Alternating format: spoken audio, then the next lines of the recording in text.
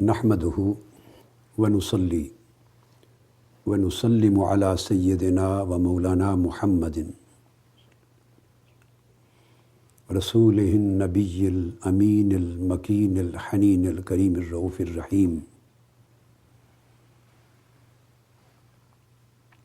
ونصلی ونسلم علی آلہ الطیبین الطاہرین وصحبہ الکرام المتقین المکرمین المخلصین وأولیاء امتہ والعلماء والصالحین اما بعد فاعوذ باللہ من الشیطان الرجیم بسم اللہ الرحمن الرحیم ان الدین عند اللہ الاسلام وما اختلف الذین اوتوا الکتاب الا من بعد ما جاءهم العلم بغیا بینہم ومن یکفر بآیات اللہ فإن اللہ سریع الحساب وقال اللہ تبارک و تعالی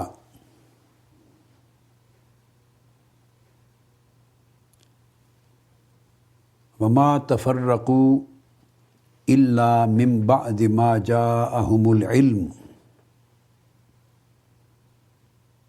وقال تعالی وما تفرق الذین اوتوا الکتاب الا من بعد ما جاءتهم البینہ وقال تعالی ولا تکونوا کالذین تفرقوا واختلفوا من بعد ما جاءهم البینات واولئک لهم عذاب عظیم وقال تعالی وان ھذا صراطی مستقیما فاتبعوه ولا تتبعوا السبل فتفرق بکم عن سبیلہ ذالک وصاکم بہ لعلکم تتقون صدق اللہ مولانا العظیم۔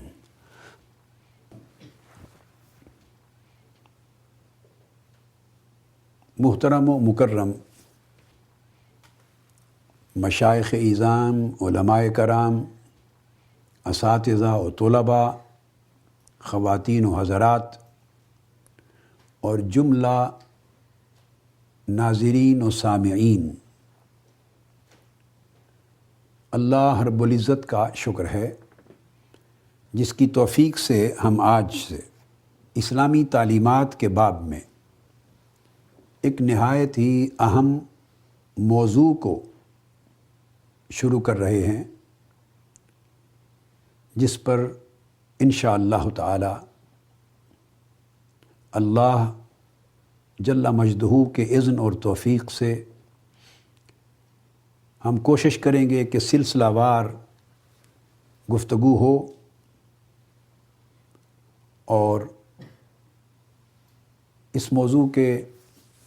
جملہ ضروری پہلو اس سلسلہ وار گفتگو میں بیان ہو سکیں۔ جس موضوع کا میں نے اس نئے سلسلہ گفتگو کے لیے انتخاب کیا ہے، عقائد اسلامیہ قرآن و سنت کی روشنی میں، ہم کوشش کریں گے کہ اسلامی عقائد کے وہ تمام ضروری پہلو جو آج کے دور میں خواص کے لیے بھی، عوام کے لیے بھی، اچھے تعلیم یافتہ طبقات کے لیے بھی اور عامت الناس کم تعلیم یافتہ لوگوں کے لیے بھی، مردوں کے لیے بھی، عورتوں کے لیے بھی ضروری ہوں، اور جن کے حوالے سے ذہنوں میں بہت سی غلط فہمیاں اور اشکال اور ابہام اور مغالطے پائے جاتے ہیں، پیدا ہو جاتے ہیں، اور لوگ مغالطوں اور ان مشکلات کے اندھیرے میں پریشان رہتے ہیں اور صحیح رہنمائی کے طلبگار رہتے ہیں، اور مختلف اعتقادی امراض کے علاج کے لیے مختلف طبیبوں کے پاس، معالجوں کے پاس جاتے ہیں، اور عوام کو یہ سمجھ بھی نہیں ہوتی کہ جس کے پاس ہم جا رہے ہیں یا میں جا رہا ہوں وہ اس امر کے لیے، اس مرض کے علاج کے لیے طبیب کامل ہے بھی یا نہیں۔ اس پہچان کا پیمانہ بھی چونکہ نہیں رہا، لہٰذا بہت سی پریشانیاں لوگوں کے ذہنوں میں ہر وقت ایگزسٹ کرتی۔ میں کوشش کروں گا کہ اسلامی عقائد کے باب میں اصول بھی اور فروع بھی اس سلسلہ وار گفتگو میں شرح و بسط کے ساتھ بیان ہو جائیں، مگر میں اس کا طریقہ بڑا آسان رکھوں گا، عام فہم رکھوں گا، اور پوری گفتگو اور پورے بیان کا مدار اور اس کا سبسٹنس میری کوشش ہوگی کہ صرف قرآن و سنت رہے، تاکہ ہر چیز کتاب و سنت کی روشنی میں، قرآن اور حدیث نبوی کی روشنی میں واضح کی جائے۔ آج میں آغاز کر رہا ہوں اسلامی عقائد کے باب میں سلسلہ گفتگو کا اس پہلے موضوع سے کہ عقائد میں اگر غلط فہمیاں پیدا ہوں، اختلافات جنم لے لیں، اور لوگوں میں حق اور باطل، درست اور غلط، صحیح اور سقیم، اس میں امتیاز کرنے، اس میں فرق کرنے کی صلاحیت ہی نہیں ہوتی، اور نہ ہو تو وہ کیا کرے؟ چونکہ مختلف لوگوں کے پاس جائیں گے، علماء کے پاس، اہل علم کے پاس، جن پر انہیں اعتماد ہوگا، اور عین ممکن ہے کہ بہت سی جگہوں سے انہیں مختلف جواب ملے، ہر کوئی ایک جدا دلیل پیش کر دے، اور عامت الناس کے پاس تو اتنی صلاحیت بھی نہیں ہوتی کہ وہ پیش کی جانے والی جو دلیلیں ہیں ان میں کیا قوی دلیل ہے اور کیا ضعیف ہے اس کا بھی فرق کر سکے۔ بتانے والا عالم یا امام یا خطیب یا رہنما جو بتا رہا ہے، آیا وہ درست تعبیر کر رہا ہے، درست تشریح کر رہا ہے، درست حکم صادر کر رہا ہے یا غلط؟ تو عام سادہ لو مسلمانوں میں تو اس میں فرق کرنے کی صلاحیت بھی نہیں ہوتی، چونکہ ان کا علم نہیں ہے دین کے باب میں زیادہ، تو وہ پریشان ہوتے ہیں، مختلف جواب ملتے ہیں، متضاد جواب ملتے ہیں، متضاد فتوے ملتے ہیں، اور اختلاف تھوڑا سا بھی نہیں ہوتا، ایک ہی بات ہے، کہیں اسے عین ایمان قرار دیا جا رہا ہے، دوسری طرف کسی اور جگہ اسی کو عین کفر اور عین شرک قرار دیا جا رہا ہے۔ جو کام مسلمان اور ایک عام طالب علم اور ایک عام طالب ہدایت پریشان پھرتا ہے، دھکے کھاتا ہے کہ آخر وہ کس کی بات کو درست مانے اور کس کی بات کو غلط۔ لہٰذا ضروری ہے کہ اس امر کے تعین کے لیے ہم ابتدا میں ایک میتھوڈولوجی کا تعین کریں، اصول وضع کریں، ایک ضابطہ وضع کریں، ایک قاعدہ مقرر کریں کہ غلط اور صحیح کا امتیاز بھی، اس کے لیے بھی کوئی پیمانہ ہوگا، درست اور نادرست، رائٹ اور wrong, guidance and miss guidance,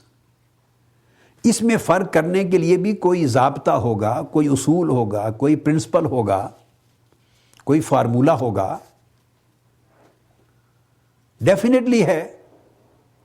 جب دنیا کے ہر علم و فن میں قاعدے ہیں، اصول ہیں، فارمولے ہیں، تو اسلامی عقائد کے باب میں، ایمانیات کے باب میں، قرآن و سنت کے احکام کی تشریحات کے باب میں قاعدہ اور ضابطہ کیوں نہیں ہوگا؟ مگر اتفاق ہے کہ ہم نے اس پر کبھی محنت نہیں کی،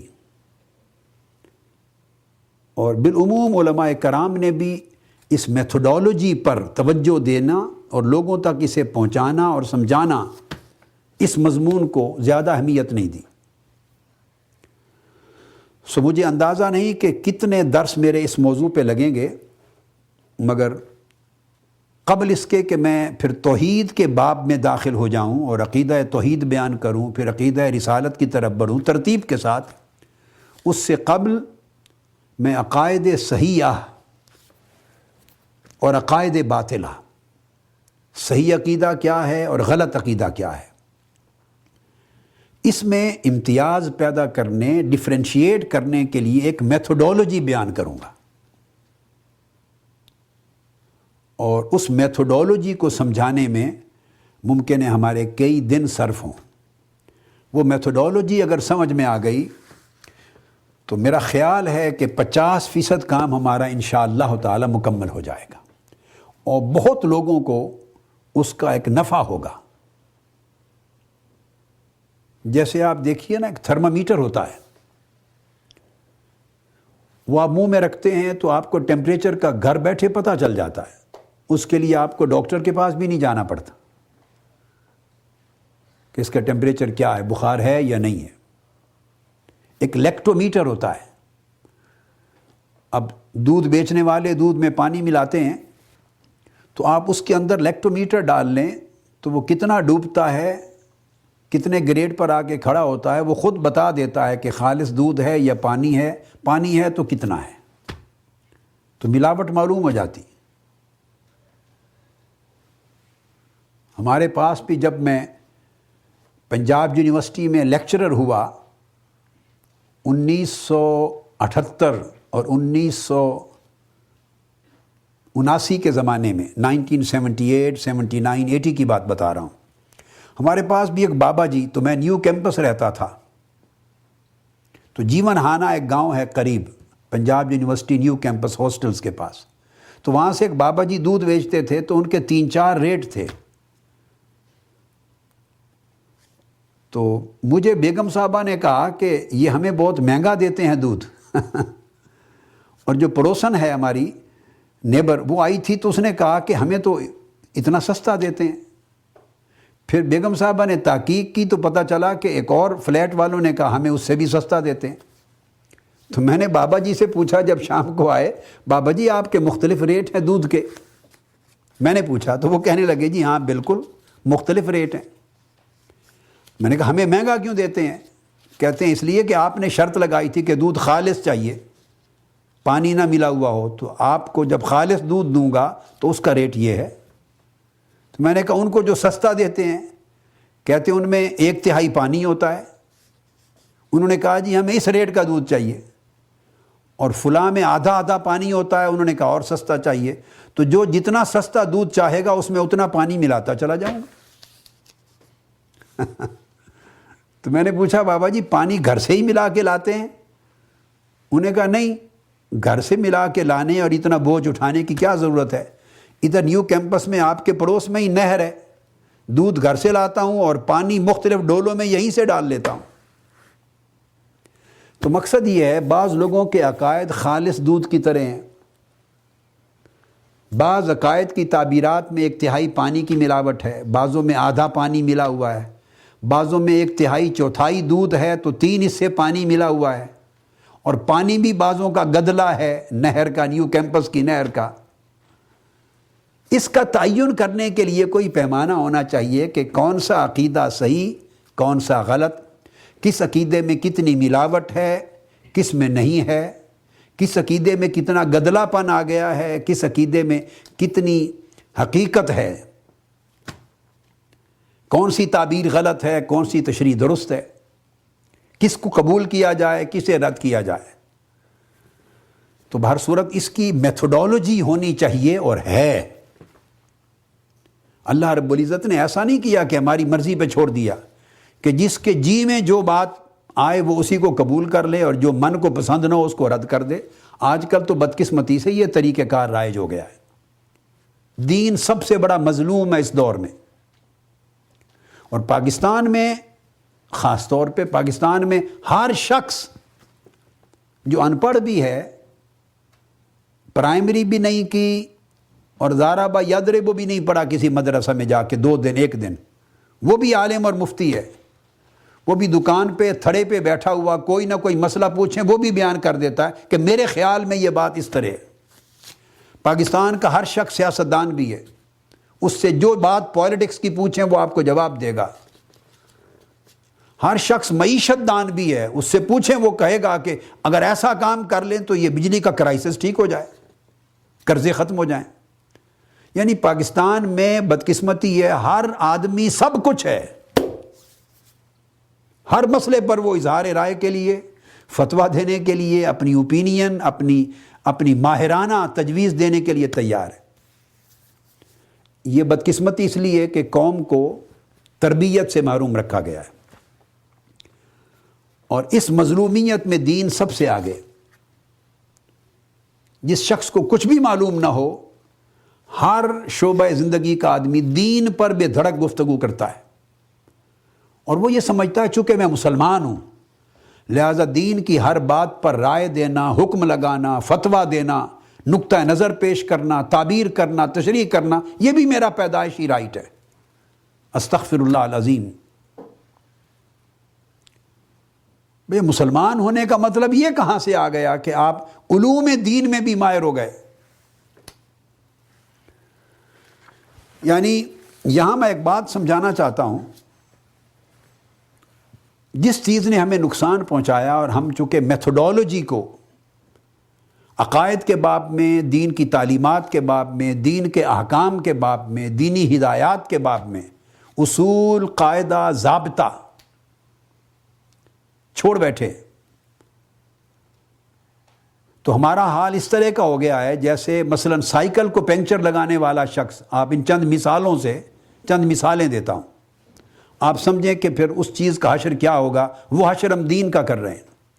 سائیکل کو جو پنکچر لگا لیتا ہے، اگر وہ موٹر سائیکل کا انجن کھول کے بیٹھ جائے تو آپ کے موٹر سائیکل کا حال کیا ہوگا؟ اور جو شخص موٹر بائک کا مکینک ہے، وہ مرسیڈیز کا انجن کھول کے بیٹھ جائے، کیا حال ہوگا؟ کار کا یا ٹیوب کا جو پنکچر لگانے والا شخص ہے، وہ ہوائی جہاز کا انجن کھول لے۔ عطائی مطب کرنے والا جو کویکس ہیں،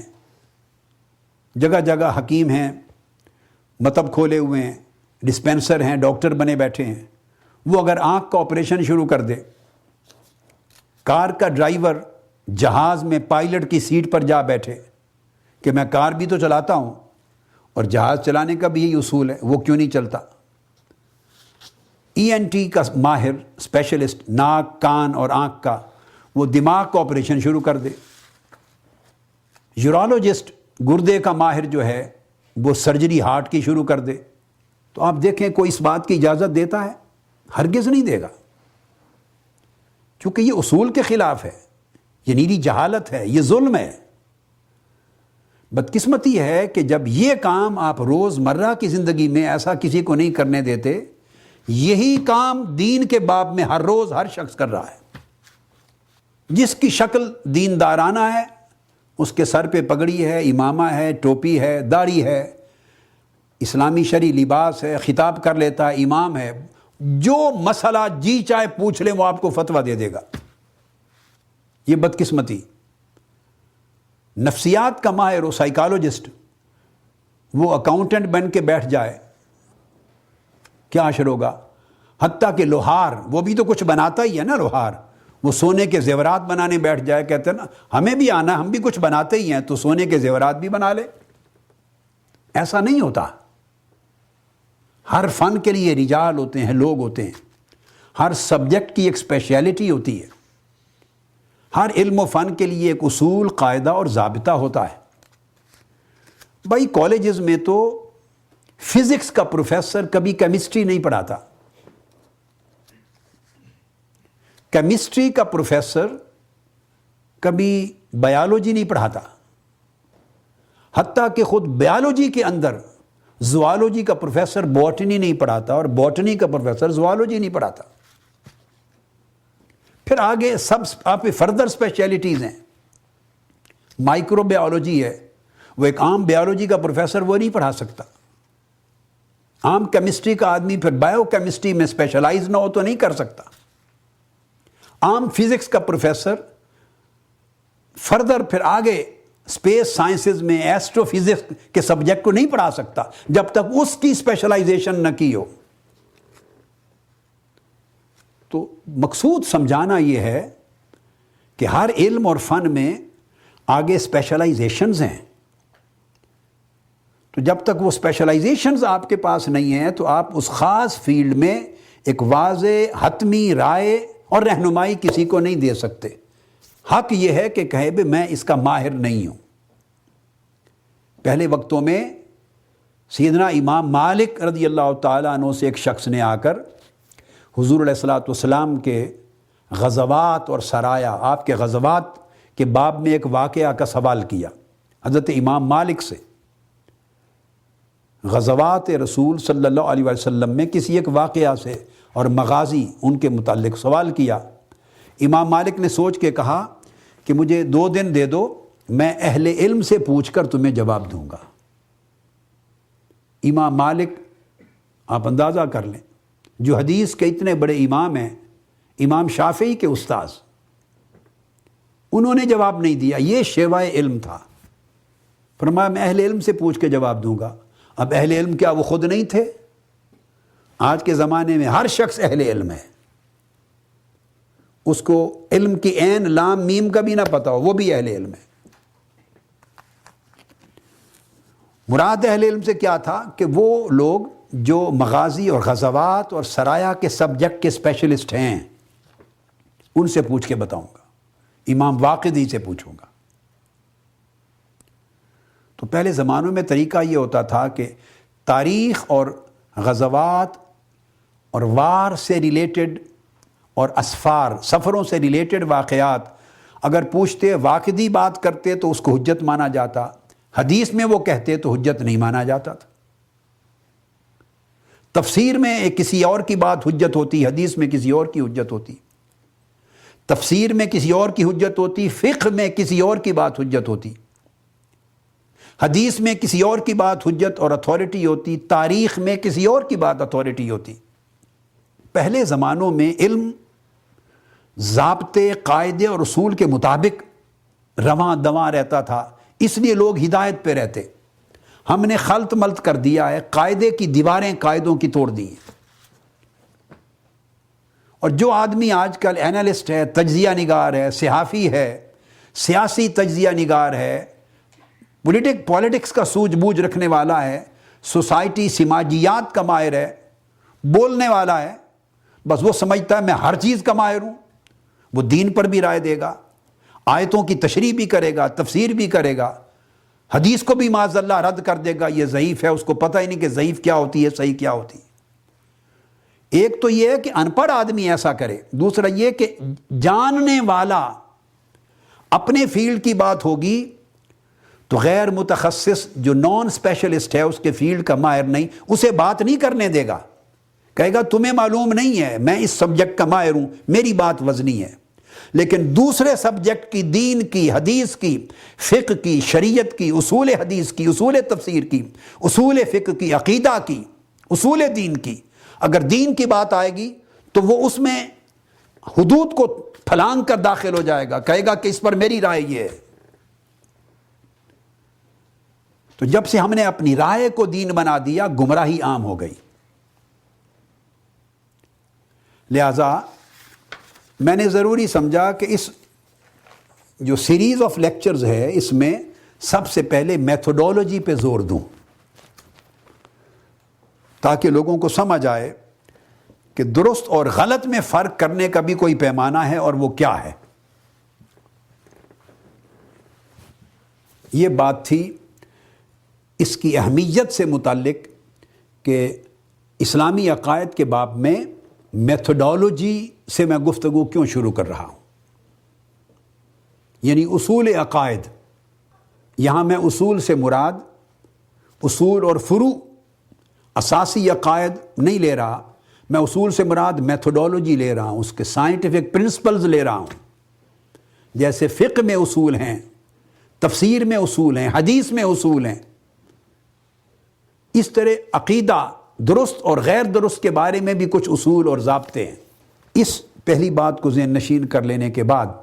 اب میں اسی موضوع کے اگلے حصے کی طرف بڑھتا ہوں، وہ یہ کہ حضور علیہ الصلوۃ والسلام نے ایک ارشاد فرمایا، اور بڑی جامع مضمون کی یہ حدیث نبوی ہے، اور آقا علیہ الصلوۃ والسلام کے معجزات میں سے ہے،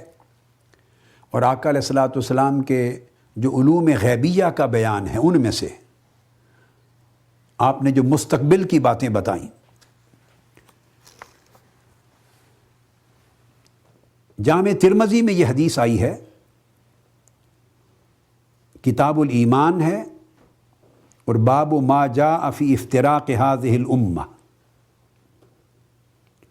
حدیث نمبر ہے 2641۔ تو جامع ترمذی کے علاوہ پھر یہ امام حاکم نے مستدرک میں، اور امام طبرانی نے المعجم الکبیر میں، اور امام ابن ابی شیبہ نے المصنف میں، اور دیگر ائمہ نے اپنی اپنی کتب میں مختلف طرق سے روایت کیا اس حدیث کو۔ حضرت عبداللہ بن عمرو بن العاص رضی اللہ تعالیٰ عنہ حدیث کے راوی ہیں۔ قال قال رسول اللہ صلی اللہ علیہ وآلہ وسلم لَيَأْتِيَنَّ عَلَىٰ أُمَّتِي مَا أَتَىٰ عَلَىٰ بَنِي إِسْرَائِيلَ حَذْوَ النَّعْلِ بِالنَّعْلِ۔ عبداللہ بن عمرو رضی اللہ تعالیٰ عنہ روایت کرتے ہیں کہ آقا علیہ الصلوۃ والسلام نے ارشاد فرمایا کہ بے شک میری امت پر ایسا وقت ضرور آئے گا، ایسا دور اور ایسا زمانہ ضرور آئے گا جو بنی اسرائیل پر آیا تھا، یعنی ایک ایسا وقت آ جائے گا جس میں میری امت کے حالات اس طرح ہوں گے جس طرح کے حالات بنی اسرائیل کے تھے۔ حَذْوَ النَّعْلِ بِالنَّعْلِ، بالکل ایک جیسے، سملر، اس طرح جیسے ایک جوتی دائیں پاؤں کی بائیں پاؤں کی جوتی کے ساتھ ملتی جلتی ہوتی، برابر ہوتی، اسی طرح بالکل آپ سملر واقعات، سملر حالات، similar situations, similar occurrences, similar incident, similar events دیکھیں گے، ملتی جلتی صورتحال میری امت میں ہوگی جو بنی اسرائیل پر جیسی صورتحال وارد ہوئی تھی۔ اور یہ ارشاد فرما کے پھر آقا علیہ السلام نے فرمایا وَإِنَّ بَنِي إِسْرَائِيلَ تَفَرَّقَتْ عَلَىٰ ثِنْتَيْنِ وَسَبْعِينَ مِلَّةٍ،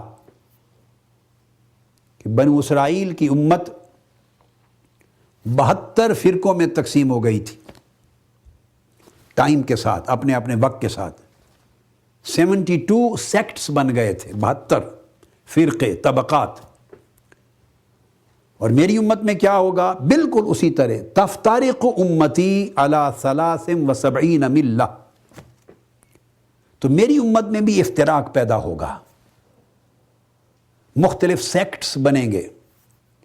مختلف فرقے، مختلف طبقات، مکاتب فکر، مسالک جنم لیں گے، عقائد میں اتنا افتراق آئے گا، فرق آئے گا، اور اس طرح میری امت میں 73 فرقے ایمرج کریں گے، وجود میں آئیں گے۔ بنی اسرائیل میں 72 آئے تھے، میری امت میں 72 سے ایک زیادہ 73 فرقے، سیکٹس وجود میں آئیں گے۔ کلہم فی النار الا ملۃ واحدہ، اور وہ سارے جہنم میں جائیں گے، یعنی گمراہ ہوں گے۔ اور یاد رکھ لیں، جہنم میں جانے کا مطلب یہ نہیں کہ وہ کفار و مشرکین ہوں گے اور دائمی جہنم میں رہیں گے، یہ معنی نہیں ہے، کیونکہ آقا علیہ السلام فرما رہے ہیں تفترق امتی، ہوگی میری ہی امت، تو اس میری امت کے اندر 73 سیکٹس، 73 فرقے بن جائیں گے عقائد کے اختلافات کی وجہ سے۔ تو ان میں سے 72 گمراہ ہوں گے، 72، اور اس گمراہی کی وجہ سے جہنم میں جائیں گے۔ لیکن من قال لا الہ الا اللہ دخل الجنہ، اگر ان کا عقیدہ توحید اور رسالت پر ہے بنیادی طور پہ، تو اپنے عذاب کا زمانہ بھگت کر بالآخر جنت میں جائیں گے۔ تو اپنی گمراہی انہیں دوزخ میں لے جائے گی، اور جو حد پھلانگ جائیں گے، کفر و شرک میں چلے جائیں گے، پھر وہ دائمی خلود فی النار کا باعث ہوں گے، ہمیشہ جہنمی ہوں گے۔ مگر ایک ملت وہ ہمیشہ حق پر رہے گی۔ قالوا ومن ہے یا رسول اللہ صلی اللہ علیہ وسلم، صحابہ کرام نے پوچھا یا رسول اللہ وہ جو حق پر رہے گی اور جنتی ہوگی جو ملت، جو طبقہ، وہ کون ہوں گے وہ لوگ؟ فرمایا قال ما انا علیہ و اصحابی، وہ اس راستے پر چلنے والے لوگ ہیں، قیامت تک ایسے لوگ ہوں گے کہ جو اس راستے پر چلیں گے جس پر میں ہوں اور میرے صحابہ ہوں گے۔ اب اس اگلے حصے پر میں گفتگو اس وقت نہیں کر رہا ہوں، یہ آگے چل کر یہ سبجیکٹ آئے گا 73 فرقوں کا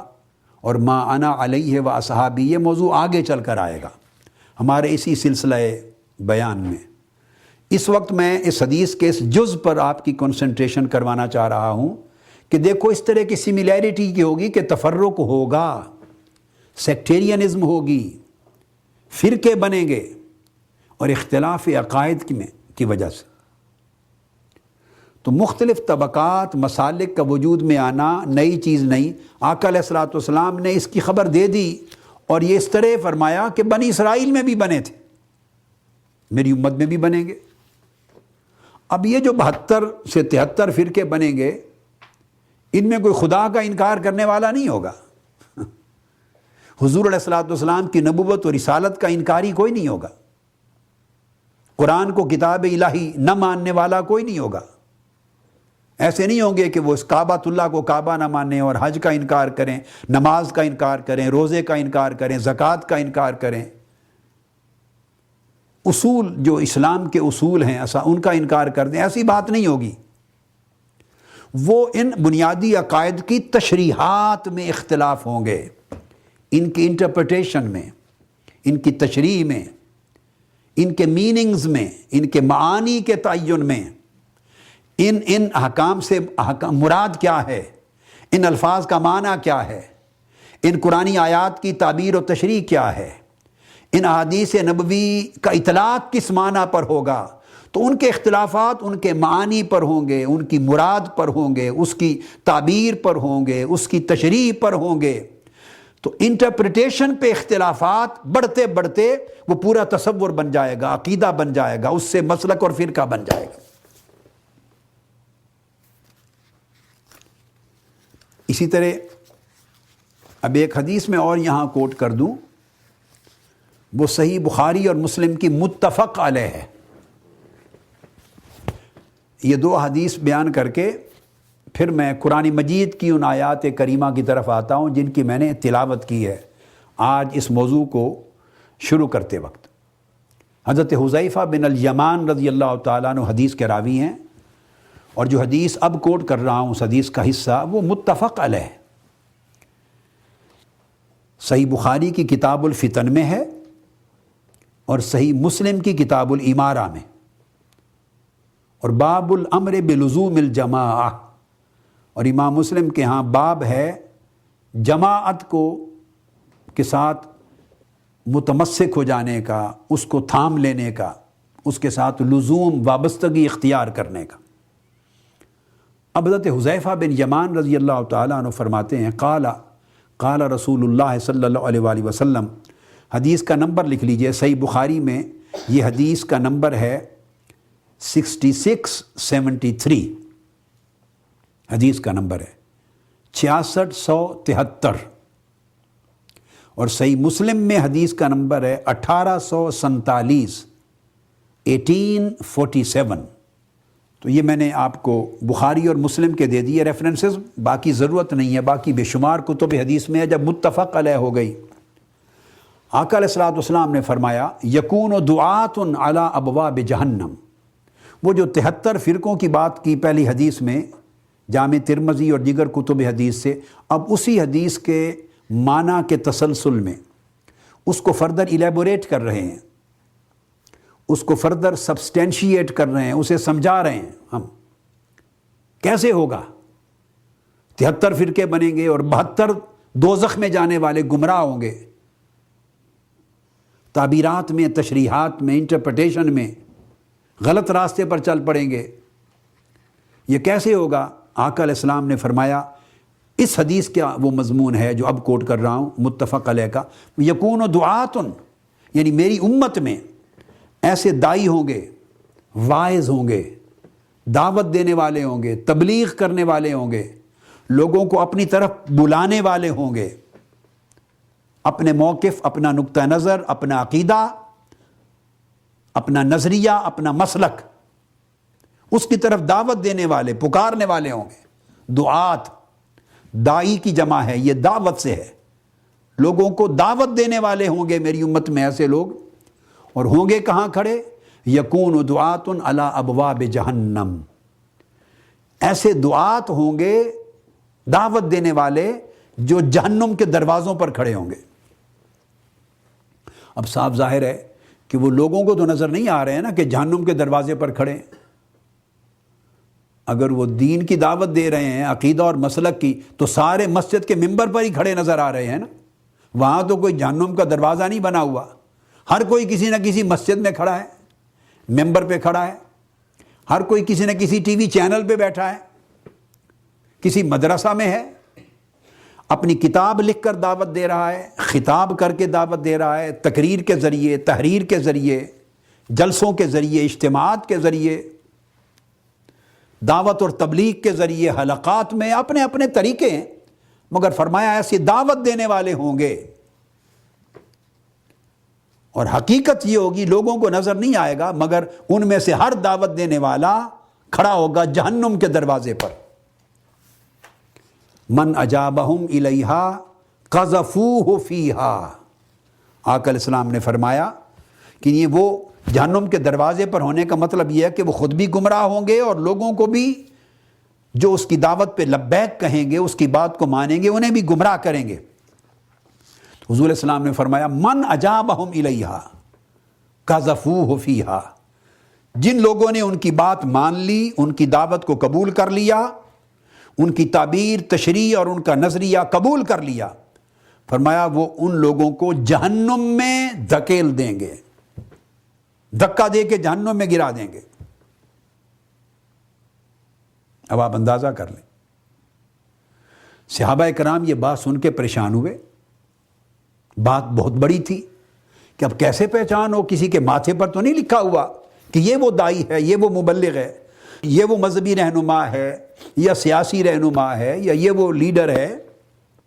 جو جہنم کے دروازے پر کھڑا ہے، ماتھے پر تو نہیں لکھا ہوا کسی کے۔ لا محالہ پریشانی لاحق ہونی تھی۔ تو پوچھا، حضرت حذیفہ بن الیمان رضی اللہ تعالیٰ عنہ بیان کرتے ہیں، قلت یا رسول اللہ صلی اللہ علیہ وآلہ وسلم صفہم لنا، آقا ایسے لوگوں کی ہمیں پہچان بتا دیجئے، ان کی کچھ صفات بیان کریں تاکہ آقا علیہ السلام آپ کی امت بچ سکے ان سے۔ تو حضور علیہ السلام نے یہ فرمایا، بڑی اہم بات ہے، فرمایا سن لو، قالہم قوم من جلدتنا یتکلمون بألسنتنا، فرمایا بھائی کیا پوچھتے ہو اوصاف، ہماری طرح کے ہی لوگ ہوں گے، ان کا گوشت، پوست، لباس، رنگ، روپ ہماری طرح کا ہی ہوگا، دیکھنے میں ہمارے جیسے ہی لگیں گے، کوئی غیر قوم کے لوگ نہیں ہوں گے، اور یتکلمون بألسنتنا، اور ہماری ہی زبان بولیں گے۔ اب یہاں جو ہماری ہی زبان بولیں گے،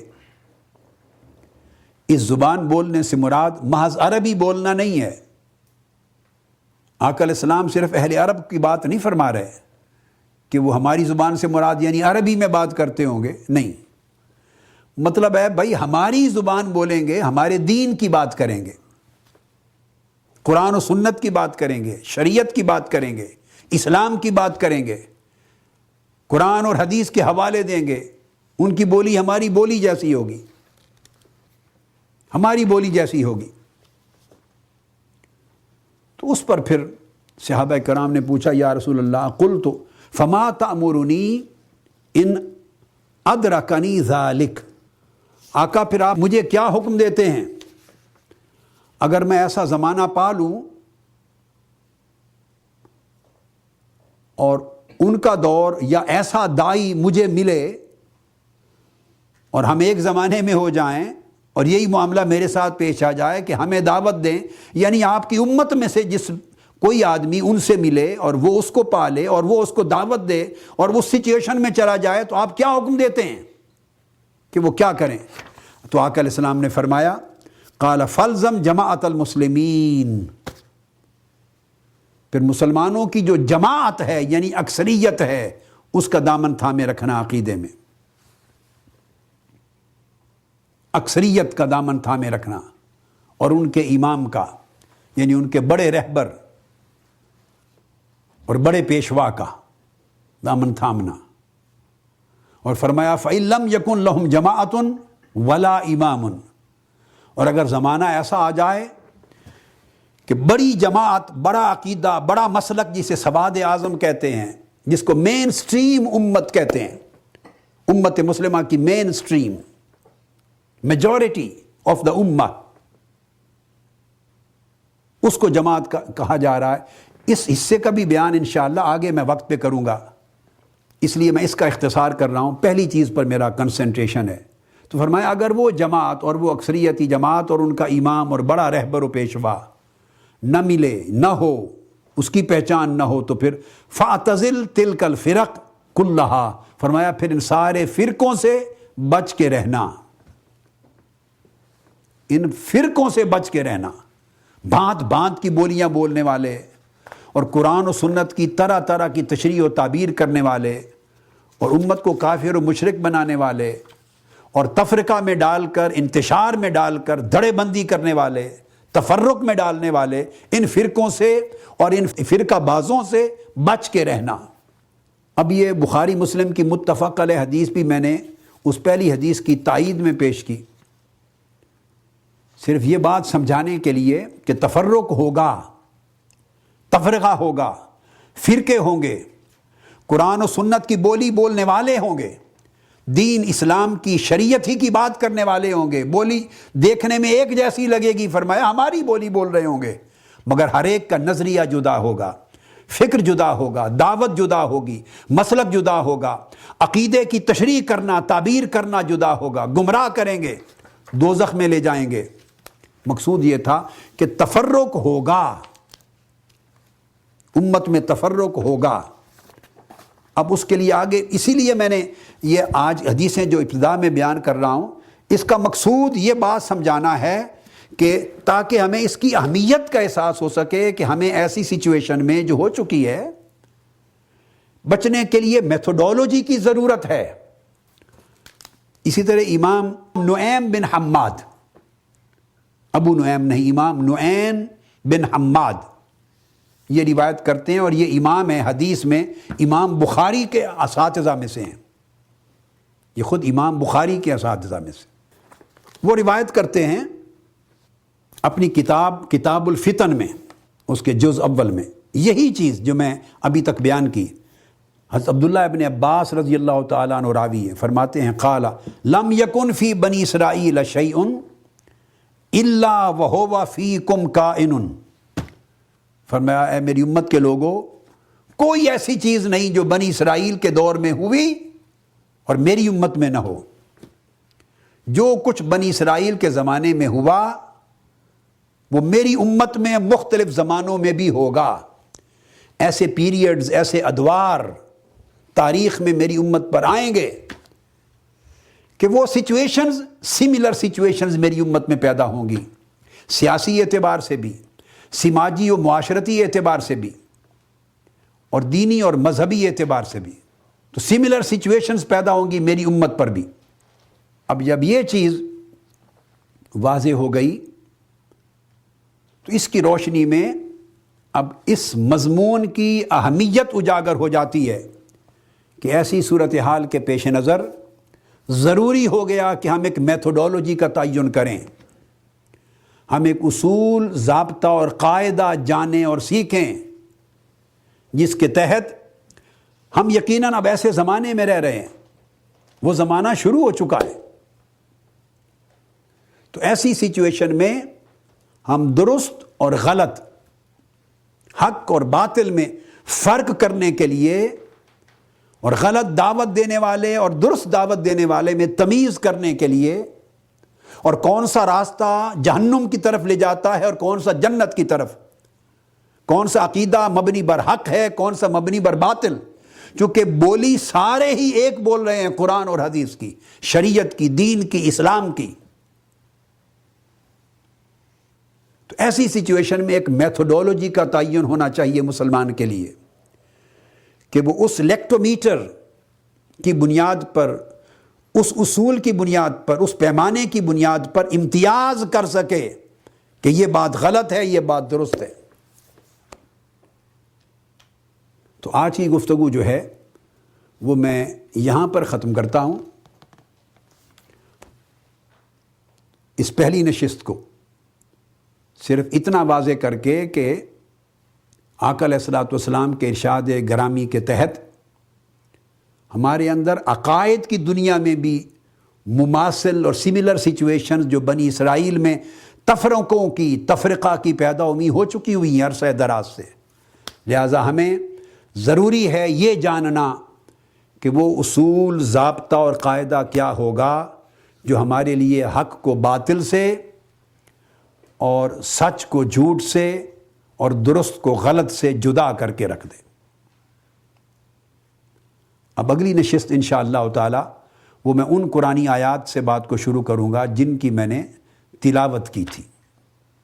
وما علینا الا البلاغ۔ شیخ الاسلام ڈاکٹر محمد طاہر القادری کے آفیشیل یوٹیوب چینل کو سبسکرائب کریں اور بیل آئیکن کلک کریں۔